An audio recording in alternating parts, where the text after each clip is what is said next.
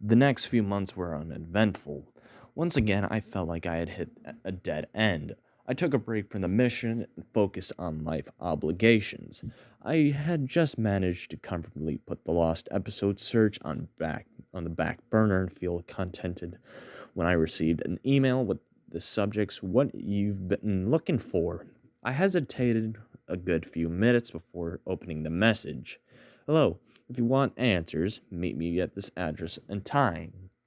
My heart raced. The email wasn't from any of the addresses I had messaged. I instantly felt I was about to finally get closure and was suddenly terrified, perhaps even more terrified than I had been at any point before in this journey. More than when I was run off the road, more than when I was hypnotized by a cartoon lion, more than when had been threatened through the TV in a motel room. My hands were shaking so much I could hardly use the keyboard to navigate to a new tab and look up the address. I had an empty lot from an abandoned building that had been razed years ago. The Google Maps street view looked somewhat foreboding, but it was within comfortable driving distance of my apartment, which terrified me even more to realize the sender knew what city I lived in. Still, I asked off work for specified date and was racked with dread until it arrived. Barely able to concentrate on my job and drove to the 3 hours ahead of time. Parking my car in the street, as was typical for the neighborhood. It was a sunny day, spring day, and the wind made me uncomfortable despite the warm weather. Each passing car made me apprehensive, particularly the ones that appeared to slow down. I had an overwhelming urge to drive away as the appointed time drew near. When the car stopped at the lot exactly at the time, I was surprised to see a woman get out. She had cropped red hair and appeared to be in her early 40s. She was wearing a black leather jacket and walked right up to me. She smiled slightly. "Hi, you can call me Kathy. I'm from the group you've been looking for." I swallowed and rendered a quiet greeting. She didn't look threatening. I'd trouble imagining what could have possessed her to join in an organization like the Lost Media Group, but now I had the older things to be concerned with. "Don't worry, this isn't a setup," she reassured, reading my apprehension. "If we wanted to do you in, we could have and would have done it already. So then what do you want?" I interjected.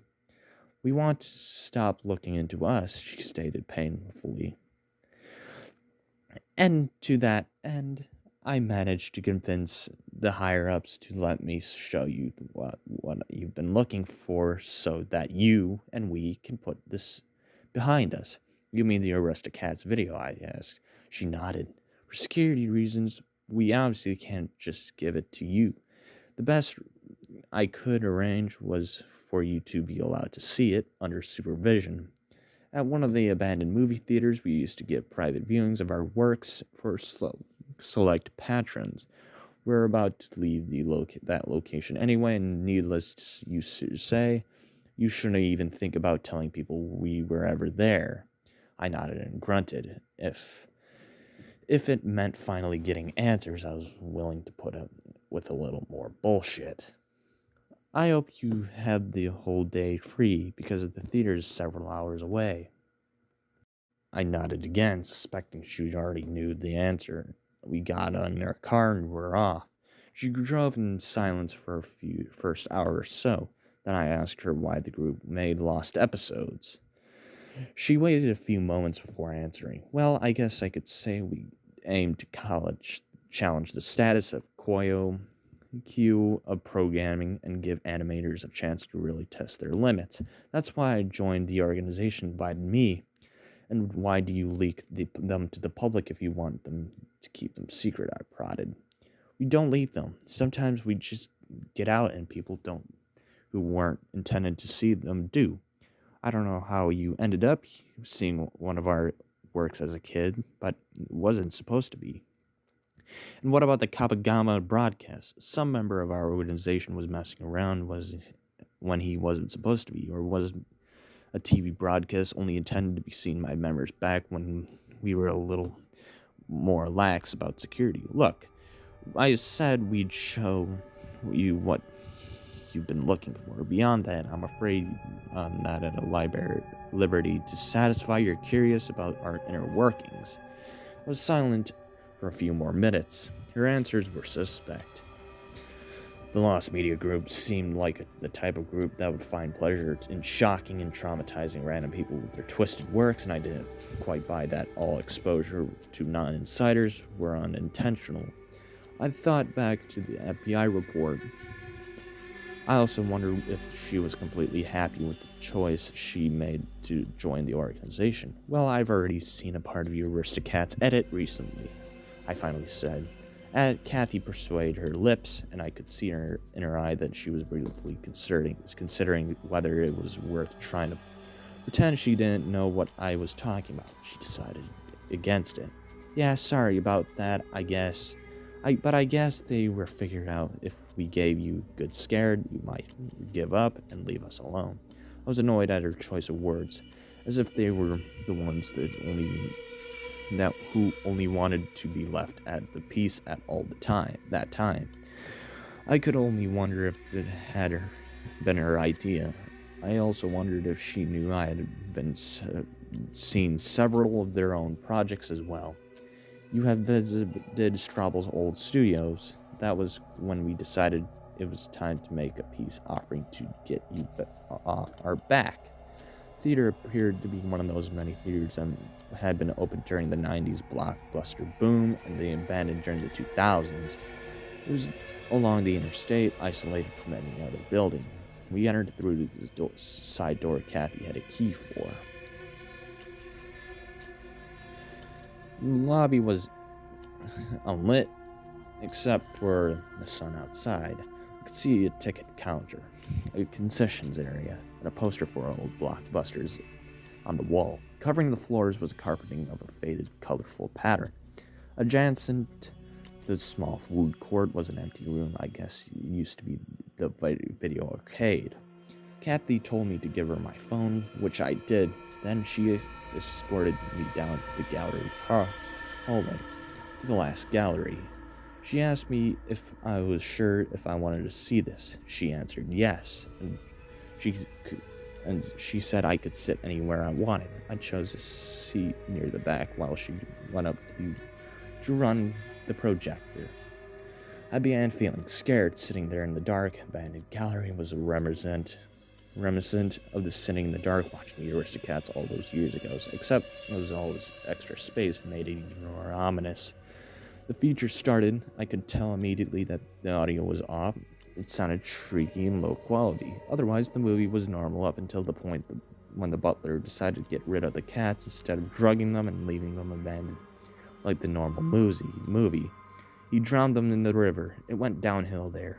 I was a 5-year-old boy again, watching in horror as the characters were mutilated, decapitated, and burned, while all the strange visual and audio effects were applied. One particularly shocking scene featured real footage of cats attacking and killing a man. Real-time lines were drawn over the scenes, covering in sketch work until it had become a completely animated version of itself. It was done such an absolute perfection of technique that I was sure Strobel must have done it in bits himself. Eventually, I got a grip and was able to sit through the rest of the thing calmly. I wasn't pleasant, but at least I was relieved to be finally getting it over with. When it was over, I think I had tears in my eyes. Kathy drove me back to the empty lot, and it was dark by the time we arrived. Now, I got out. She spoke to me in the one last time. Now you listen to me. You found what you were looking for, and now that you have, you need to let it go. I took a big risk, even pushing to let it behind the scenes for a brief moment. If you continue pursuing information about our organization, we will have to take drastic measures. We exchanged goodbyes and she drove off. For years, I kept my agreement to never speak a word about our encounter to anyone. However, I reconsidering about the bargain. A few days ago, someone reached out on me on the web asking me for information on lost episodes. They claimed to have seen one as a child and are hoping to find their closure for their experience. I'm debating with myself whether it's worth letting them on the secret or if it's better to their own sake if I convince them why they would imagine the whole thing. By far my favorite creepypasta of all time. One of my favorite creepypastas of all time. Lost Episodes Can Be Found Again is a really beautiful story. Pretty creative writing. Pretty mysterious as well, because there's just some really fucked up scenarios added to it. Now, what's my thoughts on this? Final thoughts on this. What's my thoughts on the story? It was really well written, pretty long, but really good, and pretty damn entertaining. I like just how original and really beautiful and well neat the story was really written. This has got to be one of my favorite creepypastas of all time. It was because the fact it was just so interesting. Like, it was really interesting to the point I wish a sequel was made to the story. It was interesting, it was creepy, it was dark, it was graphic. It was actually pretty creepy. And it was mysterious as well. Because, the way it was said, it was pretty mysterious, not gonna lie. Now, and honestly, there's not really anything that much to say about this story, other than being one of my favorite creepypastas of all time. My final rating of the story, I'm going to give this story a 10 out of 10. It's a good story. Really well written, really dark and disturbing. Anyway, I'm out.